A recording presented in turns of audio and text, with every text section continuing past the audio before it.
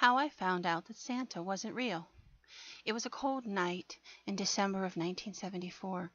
Our Christmas tree had been decorated for days, and my mother and my little sister George were all excited about the holiday. I remember that my mother loved Christmas probably more than any holiday, and the house was decked to the nth degree with every bit of holly and mistletoe and tinsel she could find. On that night, like on every night, my father had to go back into Williamsburg, our hometown, to fix the fire at the Borough Building. It was part of his job all winter long, and I always begged to go with him. The snow crunched around my feet as I jumped into the old red Ford pickup truck and settled in. In those days, we didn't do seat belts, and so I just snuggled up in the big seat and waited for the ride. We always took a road called Shortcut Road, and that night was no exception. We drove into the Borough Building and fixed the fire. The men knew that I came and that I liked to collect the blocks or bits and pieces of wood that they would leave for me to add to my collection at home. And so almost every night there were little oddly shaped and geometric patterned pieces of wood laying in a pile of sawdust near the furnace where I would readily find them. I stuffed my pockets as I always did, and we hurried back to the truck.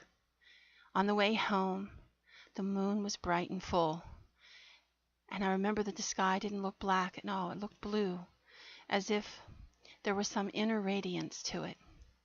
As we drove along, I began to wonder about something that had happened in school that day.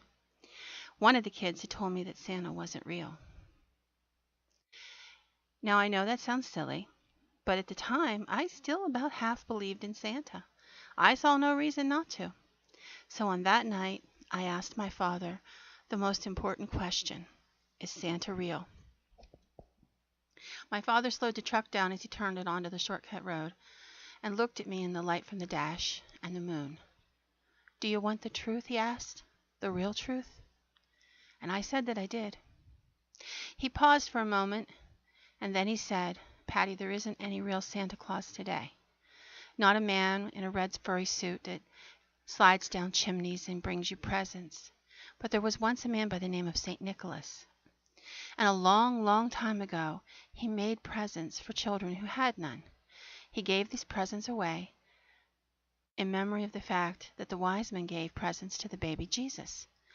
And every year he made presents for the children of his village.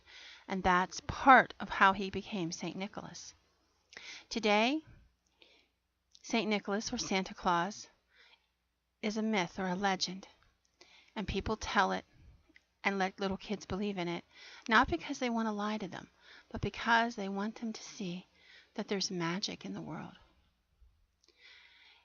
I sat very quiet in my seat, my little gloved hands clenched together, my red gum boots dangling because I couldn't reach the floor.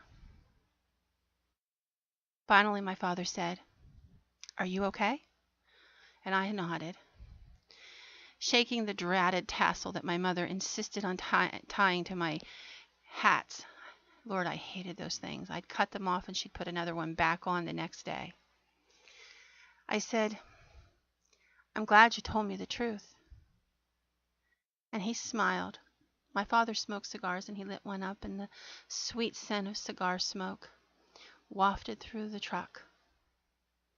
"Let's not tell your mother about this," he smiled, and I nodded, and I never did tell my mother until I was a grown-up.